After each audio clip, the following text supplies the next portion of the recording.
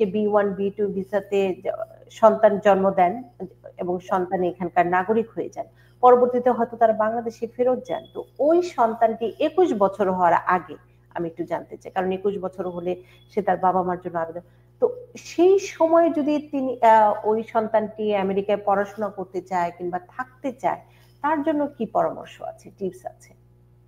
হ্যাঁ, আমাদের অনেক পরিচিত, যেমন আমার ক্লায়েন্ট অনেক আছে, তারা ইন্টারমিডিয়েট করে পড়াশোনা করছে এখন, এবং 21 হওয়ার পরে প্যারেন্টস এর জন্য অ্যাপ্লাই করছে। আমার currently I have few cases like that. So 16-18 পরে তো থাকতে পারে, অসুবিধা নেই। আমরা হাই স্কুলেও অনেকে স্টুডেন্ট অন্য গার্ডিয়ানদের সাথে থেকে পড়াশোনা করছে, এটা করতে পারে। আচ্ছা, সেটাই, কিন্তু তার গার্ডিয়ানশিপ থাকতে হবে, রাইট? কত বছর পর্যন্ত